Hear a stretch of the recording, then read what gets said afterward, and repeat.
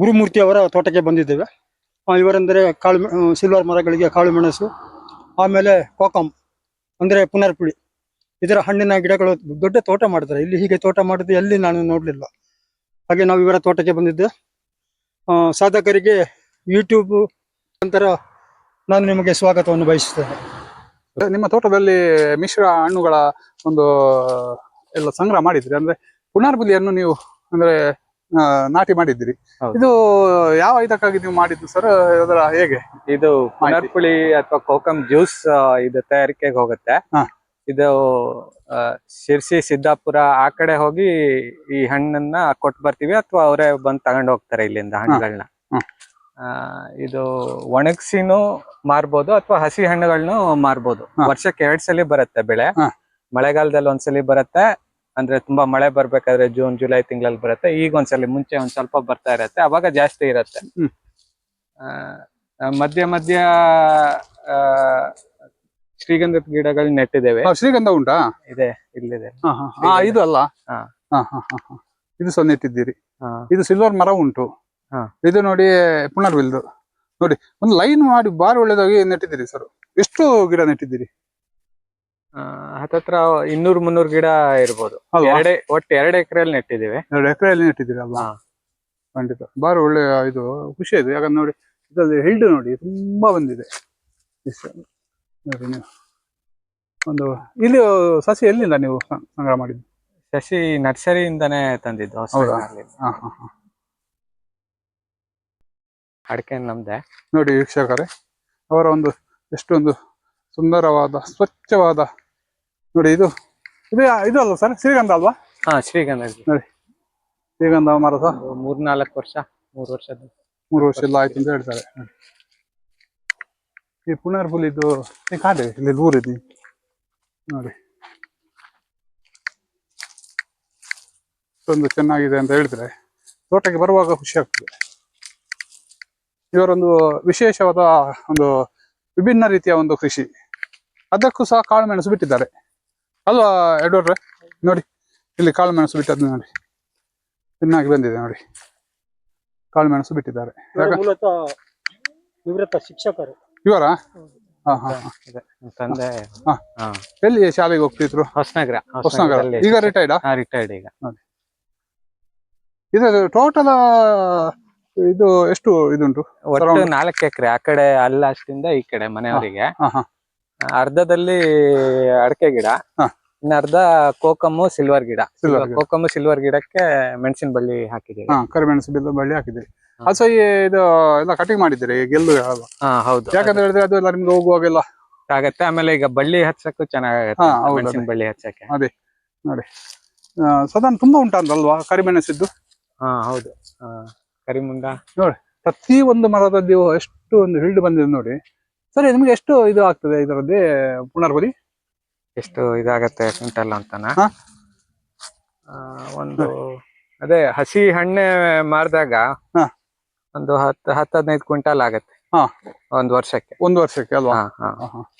ಹೇಗೆ ಹೋಗ್ತದೆ ಸರ್ ಅದು ಕ್ವಿಂಟಲ್ಗೆಲ್ಲ? ಅದು ಕುಯ್ಸೋದು ತುಂಬಾ ಇದಾಗತ್ತೆ. ಒಂದು 20 ರೂಪಾಯಿ ಹಾಗೆ ಕೆಜಿಗೆ ಬರೀ ಹಸಿ ಹಣ್ಣು ಕೊಟ್ರೆ ಒಂದು 20 ರೂಪಾಯಿ, 15-20 ರೂಪಾಯಿ ತಗೊಂಡು ಹೋಗ್ತಾರೆ. ಸಿಗ್ತದಾ? ಖರ್ಚು ಜಾಸ್ತಿ. ಹೌದು. ನೋಡಿ ಎಷ್ಟೊಂದು ಚೆನ್ನಾಗಿದೆ ನೋಡಿ ವೀಕ್ಷಕರೇ ಪುನರ್ಬಲಿದ್ದು.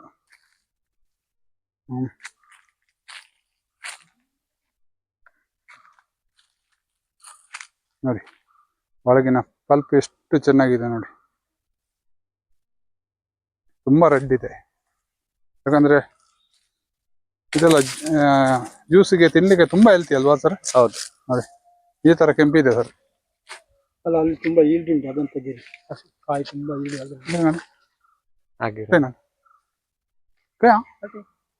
ಈಲ್ಡ್ ನೋಡಿ ಎಷ್ಟು ಇದ್ರೆ ಸಣ್ಣ ಸಸಿ ಎಷ್ಟು ಈಲ್ಡ್ ಇದು ಹಣ್ಣಾಗ್ತಾ ಬರ್ತಿದೆ ನೋಡಿ. ಇದೆಲ್ಲ ಗಿಡ ಲಾಂಗ್ಪುರ್ ನರ್ಸರಿಯಿಂದ. ಇದೆಲ್ಲ ಬೇರೆ ಕಡೆ ತಂದಿದೆ. ಇವರ ಒಂದು ಕಾಳು ಮೆಣಸು ಸಿಲ್ವರ್ಗೆ ಹಣ್ಣಿನ ಗಿಡ ಎಲ್ಲ ಇದೆಯಲ್ಲ, ಮಾವಿನ ಹಣ್ಣಿನ ಗಿಡ, ಕೆಂಪೆರ್ಲೆ ತುಂಬಾ ಚೆನ್ನಾಗಿದೆ. ವಾಟರ್ ಆಪಲ್ ಅದೆಲ್ಲ ರಿಪನ್ ಪಟ್ಟಿದೆ. ಇವರ ಎಲ್ಲ ನೀರು ಹೋಗ್ಲಿಕ್ಕೆ ಹಣ್ಣು ಉಂಟಾ? ಆಲ್ಮೋಸ್ಟ್ ಎಲ್ಲದ್ರಲ್ಲೂ ಒಂದ್ 3 ವರ್ಷ ಆದ್ಮೇಲೆ ವ್ಯವಸ್ಥೆ ನೋಡಿ. ಮತ್ತೆ ಮಂಗನು ಎಲ್ಲ ಚೆನ್ನಾಗಿದೆ. ಇದ್ ಮಾಡುತ್ತೆ. ಬಂದು ನಿಮಗೆ ಉಂಟು ಮತ್ತೆ ಇದರ ಮೇಂಟೆನೆನ್ಸ್ ಒಂದು ಮೆಚ್ಚಬೇಕು ಇವರು. ತೆಂಗಿನಕಾಯಿ ಆಗ್ತದೆ. ತುಂಬಾ ಮೇಂಟೆನೆನ್ಸ್ ಚೆನ್ನಾಗಿ ಮಾಡಿದ್ದಾರೆ. ಹೌದಾ ಸರ್? ಹಾ? ಮೇಂಟೆನೆನ್ಸ್ ನಿಮ್ದು ಎಲ್ಲ ಇದೆಲ್ಲ ಚರಂಡಿ ಹೊಡಿದೆಲ್ಲ ಹಾ ಹೌದು, ತುಂಬಾ ಚೆನ್ನಾಗಿ ಫ್ರೆಂಚ್ ಹೊಡೆದಿದ್ದಾರೆ, French ಹೊಡೆದಿದ್ದೀರಿ. ನಿಲ್ಬಾರ್ದು ಅಂತ. ಕಾಳು ಮೆಣಸಿಗೆ. ಇದಕ್ಕೆ ನೀರು ಕೊಡ್ತೀರಾ ನೀವು ನಿಮ್ಮ ಈ ಸಿಲ್ವರ್ ಮರಕ್ಕೆ ಮತ್ತೆ ಈ ಹೌದು. ಪುನರ್ಪುಲಿ ಮರಕ್ಕೆ? ಅಂದ್ರೆ ಮರಕ್ಕಿಲ್ಲ, ಮೆಣಸಿನ ಬಳ್ಳಿ ಇದೆ ಅಂತ ಕೊಡ್ತಾ ಇರೋದು. ಹಾ ಹಾ ಹಾ ಹಾ. ಹಾಗೆ ಇದ್ ಮಾಡೋದಾದ್ರೆ ಬೇಡ ಇನ್ನು ನೀರು. ಅಲ್ವಾ? ಹಾ ನೋಡಿ ನೋಡಿ, ಇದು ಸಹ ಒಂದು ಮಿಶ್ರ ಬೆಳೆಯಾಗಿ ಇವರು ಮಾಡ್ತಾ ಇದ್ದಾರೆ. ತುಂಬಾ ಚೆನ್ನಾಗಿ ಇದು ಮೇಂಟೆನೆನ್ಸ್ ಮಾಡಿದ್ದಾರೆ. ಎಷ್ಟನೇ class?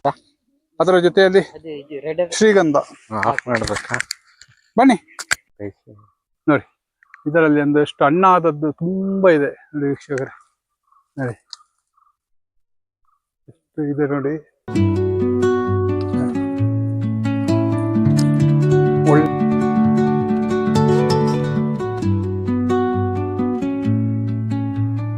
Under the boughs where the shadows play, the wind hums songs at the break of day.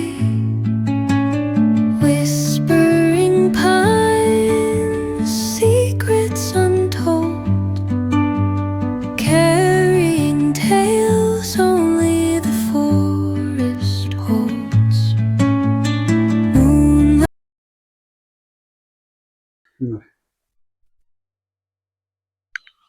ಮತ್ತೆ ತೋಟವು ಸಹ ಚೆನ್ನಾಗಿದೆ.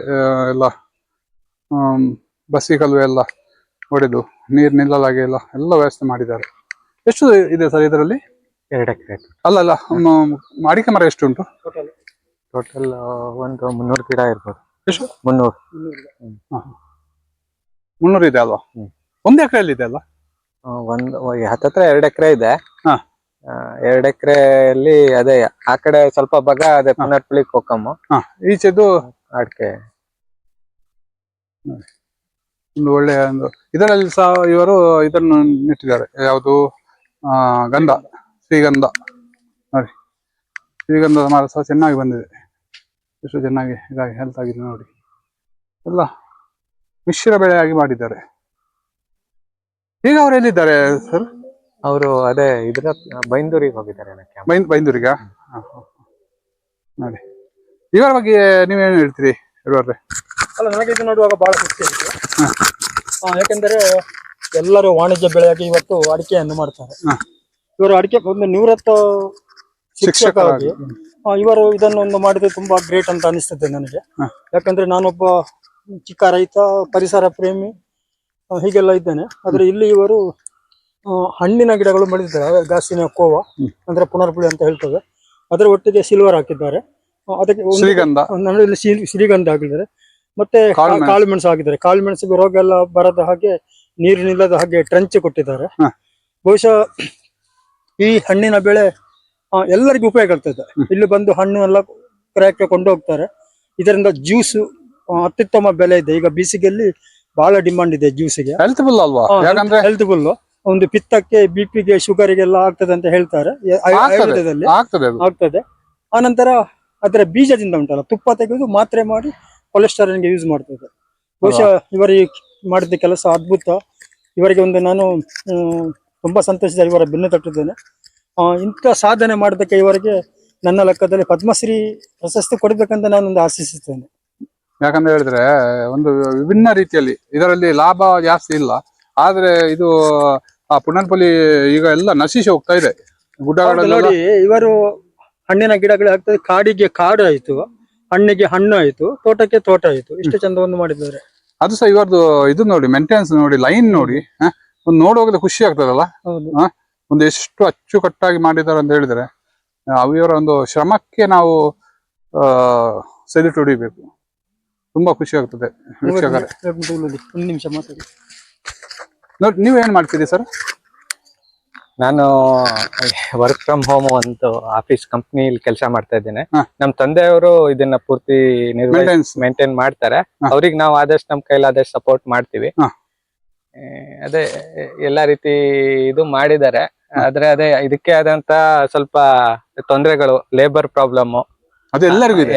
ಆಮೇಲೆ ಹಣ್ಣುಗಳನ್ನ ಮಳೆಗಾಲದಲ್ಲಿ ಹಣ್ಣಾಗೋದ್ರಿಂದ ಪುನರ್ಪುಳಿ ಅದನ್ನ ಕುಯ್ದು ಸಂಸ್ಕರಣೆ ಮಾಡ್ಲಿಕ್ಕೆ? ಸಂಸ್ಕರಣೆ ಮಾಡಿ ಮಾರಾಟ ಮಾಡೋದು ಸ್ವಲ್ಪ ಚಾಲೆಂಜಿಂಗ್ ಹಾ. ಪರವಾಗಿಲ್ಲ, ಆದ್ರೂ ನಡೀತಾ ಇರೋದ್ರಿಂದ ಈಗ ಮೆಣಸಿನ ಬಳ್ಳಿನೂ ಇರೋದ್ರಿಂದ ನಡೀತಾ ಇದೆ ಜೊತೆಗೆ.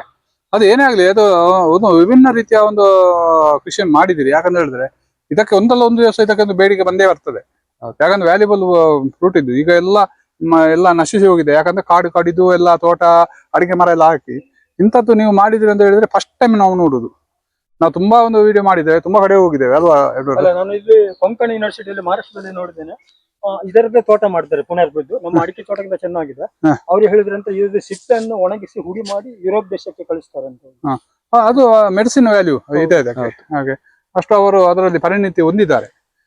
ಖಂಡಿತ ಸರ್, ನಿಮ್ಮ ಒಂದು ತೋಟ ನೋಡಿ ತುಂಬಾ ಖುಷಿ ಆಯ್ತು. ಯಾಕಂದ್ರೆ ನಮ್ಮ ಈ ಸಣ್ಣ ಮಾಹಿತಿಯು ಬರುವಂತ ರೈತರಿಗೆ ನೋಡಿ, ಇಂಥ ಒಂದು ಜಾಗಗಳಲ್ಲಿ ಒಂದೆರಡು ಮರ ನೆಟ್ಟರು ಸಹ ಆ ಮನೆಗೆ ಬೇಕಾದಂತ ಒಂದು ಏನು ಪುನರ್ಪುಲಿ ಸೀಡ್ಸ್ ಇದೆ ಅದು ಅವರಿಗೆ ಪಡೆಯಬಹುದು. ಅದರಿಂದ ಇಂಥ ಒಂದು ಮಾಹಿತಿ ನಮಗೆ ಸಿಕ್ಕಿದ್ದು ಒಂದು ಖುಷಿ ಆಯ್ತು. ಎರಡನೇದು ನಿಮ್ಮ ತಂದೆಯವರಿಗೆ ನಾವು ಅಭಿನಂದನೆ ಸಲ್ಲಿಸ್ತೇವೆ. ಅದೇ ರೀತಿ ನೀವು ನಮ್ಮ ಜೊತೆ ಒಂದು ಸಣ್ಣ ಈ ಮಾಹಿತಿ ಹಂಚಿಕೊಂಡಿದ್ದಕ್ಕೆ ಎಡ್ವರ್ಡ್ ರೆಬೆಲ್ಲರ್ ಅವರ ಪರವಾಗಿ, ನನ್ನ ಪರವಾಗಿ ಮತ್ತೆ ಎಲ್ಲ ವೀಕ್ಷಕರ ಪರವಾಗಿ ನಿಮಗೆ ಧನ್ಯವಾದ ಹೇಳ್ತೇವೆ. ಧನ್ಯವಾದಗಳು. Thank you sir. ನಮಸ್ತೆ ಸರ್.